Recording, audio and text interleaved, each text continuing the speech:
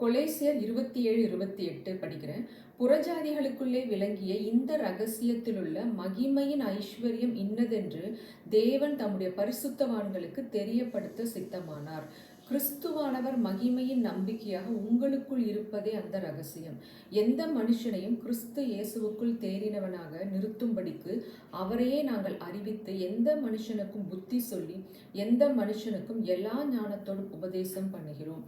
அப்போ தேவாதி தேவன் மனிதர்களுக்கு, அவருடைய பரிசுத்தவான்களுக்கு ஒரு பெரிய ரகசியத்தை மகிமையின் ஒரு ரகசியத்தில் உள்ள மகிமையின் ஐஸ்வர்யம் இன்னதென்று அவர் தெரியப்படுத்த சித்தமானாராம். அது என்ன ரகசியம்னா, கிறிஸ்துவானவர் மகிமையின் நம்பிக்கையாக உங்களுக்குள் இருப்பதே அந்த ரகசியம். ஸோ இந்த ரகசியத்தை ஒரு மனிதன் அறிந்து கொள்ளும் பொழுது அவனிலிருந்து மகிமை வெளிப்படும். அதன் நம்பிக்கையாக தான் கிறிஸ்து ஒவ்வொரு மனிதனுக்குள்ளும் இருக்கிறார். அதனால தான் அடுத்த வசனத்தில் அப்போஸ்தலனாகிய பவுல் சொல்றாரு, அப்போ எந்த மனுஷனையும் கிறிஸ்து இயேசுவுக்குள் தேறினவனாக நிறுத்தும்படிக்கு. அப்போ எல்லா மனிதர்களும் யாரும் அதில் புறக்கணிக்கப்படலை. ஸோ எந்த மனுஷனையும் அவருக்குள் தேறினவனாக. அப்போ ஒரு மனிதனுக்குள்ள கிறிஸ்து இருக்கும் பொழுது அந்த மனிதன் அதை அறிந்து கொள்ளணும். அதுதான் ஒரு மிகப்பெரிய ஒரு மகிமையின் நம்பிக்கையாக இருக்கிறது. அப்போ இன்றைக்கு மிகப்பெரிய ஒரு ரகசியத்தை மனிதன் அறிந்து கொள்ளும் பொழுது அவனுடைய வாழ்க்கையில் எல்லாவித வெற்றியையும் மகிமையும் காண முடியும். அது என்ன ரகசியம்னா, தேவன் இந்த உலகத்தை படைத்தவர், சர்வ வியாபி, எல்லா இடங்களிலும் பரவி இருக்கிறவர். அவர் ஆசை கொண்டார். என்ன ஆசைனா, மனிதனுக்குள் வாசம் செய்ய ஆசை கொண்டார். அதனால தான் பாருங்க, அன்றைக்கு தேவாதி தேவன் அந்த சீனாய் மலையில இறங்கி வந்த பொழுது மிகவும் பயங்கரமான ஒரு இடி சத்தத்தோடு முழக்கத்தோடு இறங்குறார். அப்ப அந்த ஜனங்கள் பயப்படுறாங்க. தேவன் எங்களோடு பேச வேணாம் அப்படின்றாங்க. மோசையே பார்த்து பயந்து நடுங்கும் அளவுக்கு அந்த காட்சி ரொம்ப பயங்கரமா இருந்ததுதான். ஏன்னா தேவாதி தேவன் பட்சிக்கும் அக்கினியா இருந்தார். அவரை யாரும் பார்க்க முடியாது. பிதாவாகிய தேவனை ஒருவரும் பார்க்க முடியாது. அவரை அறிந்து கொள்ள முடியாது. கிறிஸ்துவின் வழியாகத்தான் நாம் அவரை அறிந்து கொள்ள முடியும். அப்படிப்பட்ட ஒரு பெரிய உன்னதமான தேவனை இன்றைக்கு நாம் கிறிஸ்துவின் மூலமாக, அவரின் மூலமாக அவர் நமக்குள்ள வாசம் செய்கிறார். ஸோ அப்படிப்பட்ட உன்னத தேவன் மனிதன் விழுந்து போன பிறகு அவனோடு ஆசையாக உறவு கொள்ள விருப்பப்படுறார். ஆனால் அவனால் வர முடியல.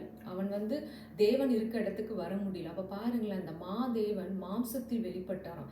தேவன் மாம்சத்தில் வெளிப்பட்டு ஆண்டவராக இயேசு கிறிஸ்து அந்த சிலுவைக்கு அவர் மரணத்தை தன்னுடைய மரணத்தினாலே அழித்து நமக்கு உயிர்த்தெழுந்து பரமேறி சென்று நமக்கு பரிசுத்த ஆவியானவரை சதா காலமும் நமக்குள்ளே வாசம் செய்யும்படியாக ஆவியானவரை நமக்கு கொடுத்திருக்கிறார். அப்ப இன்றைக்கு நமக்குள்ள வாசம் செய்யும் கிறிஸ்துவை பரிசுத்தாவின் வல்லமையோடு நாம் அறிந்து கொள்ளும் பொழுது நம்மிலிருந்து மகிமை வெளிப்படுவது எவ்வளோ நிச்சயம் அப்படின்னு சொல்றாரு பாருங்களேன். அப்ப இன்றைக்கு மிகப்பெரிய ஒரு தேவை என்னன்னா, ஒவ்வொரு மனிதனுக்குள்ளும் இருக்கிற கிறிஸ்துவை அவன் கண்டு கொள்ள வேண்டும், அறிந்து கொள்ள வேண்டும். ஸோ அதுதான் இன்றைக்கு சபையின் நோக்கமாக இருக்கணும். அந்த வெளிச்சம் ஒவ்வொரு மனிதனுக்குள்ளும் வந்துவிட்டால் நிச்சயமாக இந்த உலகமானது இயேசு கிறிஸ்து ஜெபித்தது போல பரலோகத்தில் பிதாவின் சித்தம் செய்யப்படுவது போல பூமியிலும் அவருடைய சித்தம் செய்யப்படும். ஏன் இன்றைக்கு மனிதர்களுக்குள்ள ஒரு மனிதன் இன்னொரு மனிதனை அதாவது குற்றம் சொல்றது, குறை சொல்றது, ஒரு நாடுக்கு இன்னொரு நாடுக்கும் இடையே சண்டை, யுத்தங்கள், கலகங்கள், இதன் மூலமாக மனித உயிர்களை கொள்ளுதல். ஏன்னா மனிதனுடைய இருதயத்துல தேவன் வாசம் செய்கிறார். அந்த கிறிஸ்துவை அறிந்து கொள்ளாததுனால தான் இத்தனை குழப்பங்களுக்கும் அழிவுகளுக்கும் காரணமாக இருக்கிறது. ஆனால் இது ஒரு பெரிய ரகசியம் அப்படின்னு சொல்லியிருக்கிறார். அப்போ தேவாதி தேவன் சர்வ வியாபி, அவர் மனிதன் மீது எத்தனை ஆசையாக இருந்தால் அவனுக்குள் வாசம் செய்ய ஆசையாய் தான் சிலுவைக்கு வரார். ஸோ அந்த அவனுக்குள்ள, அதாவது பழைய ஏற்பாட்டில் பார்த்தீங்கன்னா அந்த 4000 ஆண்டுகளும் அந்த ஜனங்கள் தேவனோடு ஒப்புரவாக முடியல. ஆனாலும் தேவன் இடைவிடாமல் பார்த்தீங்கன்னா நியாயாதிபதிகளை, ராஜாக்களை, தீர்க்கதரிசிகளை தொடர்ந்து எழுப்பிட்டே இருக்கார். ஆனால் பார்த்தீங்கன்னா அவங்க நிரந்தரமாக தேவனோடு இணைந்து இருக்க முடியல. ஸோ அவர் பட்சிக்கும் அக்னியா இருந்ததுனால அவர் அவரிடத்தில் நாம் சேர முடியல. ஸோ அதனால தான் அவர் மாம்சத்தில் வெளிப்பட்டு நம்மை போல இந்த உலகத்துக்கு இறங்கி அந்த மாம்ச சரீரத்தில் அடைந்த மரணத்தினாலே மரணத்தின் அதிகாரியான பிசாசை அழித்து நம்மை மரண பயத்திலிருந்து விடுதலையாக்கி இருக்கிறார். மரணத்தை பரிகரித்து ஜீவனையும் அழியாமையும் வெளியரங்கமாக்கி இருக்கிறார். ஸோ எனக்குள் கிறிஸ்துவானவர் இருக்கிறத நான் எப்போ அறிந்து கொள்கிறேனோ அப்பொழுது என்னிலிருந்து மகிமை வெளிப்படுகிறது. அதுதான் கிறிஸ்துவானவர் மகிமையின் நம்பிக்கையாக உங்களுக்குள் இருப்பதே ரகசியம். புறஜாதிகள்லாம் பார்த்தீங்கன்னா கடவுளை தேடி எங்கேயோலாம் போகிறாங்க, மலைகளுக்கு செல்கிறாங்க, தன்னுடைய சரீரத்தை வந்து ரொம்ப வேதனைக்குள்ள ஒரு இதுக்குள்ளெல்லாம் கொண்டு போகிறாங்க, எப்படியாவது கடவுளை பார்க்கணும் அப்படின்னு. ஆனால் நமக்கு பாருங்கள், ஆண்டவர் எவ்வளோ எளிமையாக கிறிஸ்துவானவர் மகிமையை நம்பிக்கையாக உங்களுக்குள் இருப்பதே அந்த ரகசியம். அந்த ரகசியத்தை ஒவ்வொரு மனிதனும் அறிந்து கொள்ளும்படி தான் அப்போஸ்தலனாகிய பவுல் என்ன பண்ணுறாருன்னா, அவரையே நாங்கள் பிரசங்கிக்கிறோம் அப்படின்றார். கிறிஸ்துவையே நாங்கள் பிரசங்கிக்கிறோம். ஏன்னா ஒரு மனிதனுக்குள்ள கிறிஸ்து இருக்கிறத உணரும் பொழுது தான், அறிந்து கொள்ளும் பொழுது தான் அவன் தேறின மனிதனாக மாறுகிறான். அதனால தான் எந்த மனுஷனையும் கிறிஸ்து இயேசுவுக்குள்ளாக தேறினவனாக நிறுத்தும்படிக்கு அவரையே நாங்கள் அறிவித்து, எந்த மனுஷனுக்கும் புத்தி சொல்லி, எந்த மனுஷனுக்கும் எல்லா ஞானத்தோடும் உபதேசம் பண்ணுகிறோம். ஞானமும் அறிவு யாருன்னா ஆண்டவராக இயேசு கிறிஸ்து தான். ஸோ அவரை ஒவ்வொரு மனிதனும் அறிந்து கொள்ளணும். தனக்குள் கிறிஸ்து இருக்கிறார் என்பதை புரிந்து கொள்ளும் பொழுது நிச்சயமாக அந்த மகிமை வெளிப்பட முடியும். என்ன அறிந்து கொள்ளணும்? சிலுவையில் ஆண்டவர் எனக்கு விரோதமான கையெழுத்தை குலைத்து போட்டார்.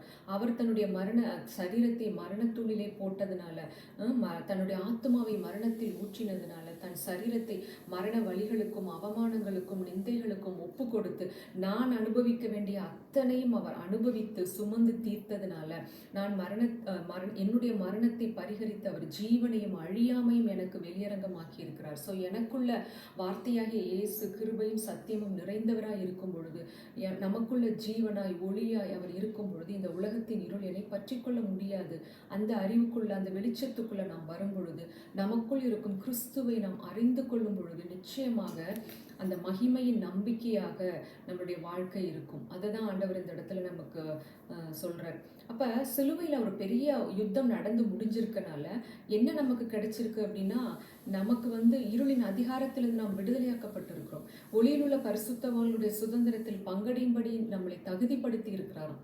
அப்ப அவருடைய அன்பின் ராஜ்யத்திற்குள் நம்மளை உட்படுத்தி இருக்கிறார். ஸோ அவருடைய ராஜ்யத்திற்குள் நான் இருக்கும் பொழுது பிசாசின் கிரியைகள் ஒன்றும் என்னை பண்ண முடியாது என்ற அந்த ஆழமான விசுவாசமும் நம்பிக்கையும் வரும் பொழுது இந்த உலகத்தில் எந்த இருளும் நம்மை பற்றி கொள்ள முடியாது.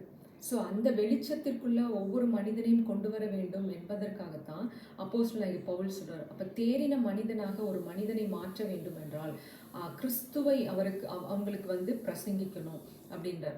ஸோ ஆண்டவராக இயேசு கிறிஸ்துவையும் பிதாவாகிய தேவனையும் அறிவதுமே நித்திய ஜீவன் என்ற வார்த்தையின்படி இன்றைய நாட்களில் நாம் அவரை அறிந்து கொள்ளும் பொழுது, அறிந்து கொள்ள ஆசைப்படும் பொழுது, நமக்குள் இருக்கும் கிறிஸ்துவை நாம் தேவனை தேடி வெளியே எங்கும் தேடத்தவில்லை, ஒவ்வொரு மனிதனுக்குள்ள தான் இருக்கிறார். ஸோ நமக்குள்ள இருந்து அவர் பேசுகிற சத்தத்தை நாம் கேட்கும் பொழுது, எனக்குள்ள இருக்கும் கிறிஸ்துவை நான் இன்னும் ஆழமாய் அதிகமாய் அறிந்து கொள்ளும் பொழுது, அவர் மகிமையின் நம்பிக்கையாக எனக்குள் வாசமாய் இருக்கும் பொழுது, என்னுடைய வாழ்க்கையில் ஜீவன் ஆளுகை செய்வதை நாம் பார்க்க முடியும். மரணத்தின் கிரியைகளான, அவனுடைய பிசாசின் கிரியைகளான வியாதி, வேதனைகள், கஷ்டங்கள், குழப்பங்கள், சமாதானம் இல்லாத ஒரு சூழ்நிலை, சண்டைகள், சச்சரவுகள், கோபங்கள், வெறுப்புகள், இதெல்லாம் அந்த இடத்துல ஜீவன் நமக்குள் நிறைந்திருக்கும் பொழுது அதெல்லாம் வெளியேறி போகும். அது எதுவுமே நம்மை அண்ட முடியாது, அது நம்மை மேற்கொள்ள முடியாது. கிறிஸ்து இந்த உலகத்தில் இருக்கிற பிரகாரமாக இருக்கும்படி தான் நம்மளை அழைத்திருக்கிறார். அவர் எல்லோரையும் நேசித்தார். பாவிகளையும் வியாதிஸ்தர்களையும் சமுதாயத்தில் ஏழைகளையும் திக்கற்றவர்களையும் அவர் அரவணைத்தார். அவர்களை வந்து அன்பு செய்தார். ஆனால் இன்றைக்கு நாமும் அந்த ஒரு மனநிலைமையில வர்றதா வந்து நாம் பெரிய பெரிய அதிசயங்களையும் அற்புதங்களையும் பண்ணுறதோடு மாத்திரம் இல்லை, நம்மளுடைய இருதயம் கிறிஸ்துவை போல மாறும் பொழுது, மற்றவர்களை நாம் நேசிக்கும் பொழுது, அவர்களையும் நம்மை போல ஒரு ஆண்டவர் சொன்ன அந்த 2 கற்பனைகள்ல அவரை நேசிக்கணும், 2வது நம்மை நேசிக்கிறது போல மற்றவர்களை நேசிக்கணும். இந்த ஒரு நிலைமைக்கு வரும்பொழுது தான் நமக்குள் ஒரு முழுமையான ஒரு பரிபூர்ணத்தை பார்க்க முடியும். அதற்காகத்தான் நமக்குள் கிறிஸ்து வசிக்கிறார். ஸோ நமக்குள் இருக்கும் கிறிஸ்துவை நாம் இன்னும் ஆழமாய் அறிந்து கொள்வோம். நாம் அந்த நித்திய ஜீவனை இந்த உலகத்தில் வாழும் போதே பெற்றுக்கொள்வோம். மற்றவர்களையும் கிறிஸ்துவுக்குள் தேறினவர்களாக மாற்றும்படி அவரையே நாம் பிரசங்கிப்போம். அதற்காகத்தான் நாம் அழைக்கப்பட்டிருக்கிறோம். We are chosen to live a heaven on earth life. So அந்த வாழ்க்கையை எப்படி நம்ம அனுபவிக்க முடியணும்னா, நம்மை படைத்த தேவனாகிய கர்த்தரையும் அவர் அனுப்பின குமாரன் ஆகிய இயேசு கிறிஸ்துவின் பரிசுத்தாவின் துணையோடு நாம் அறிந்து கொள்ளும் பொழுது நிச்சயமாக அந்த வாழ்க்கைக்குள் நாம் கடந்து செல்ல முடியும். ஆமென், ஆமென்.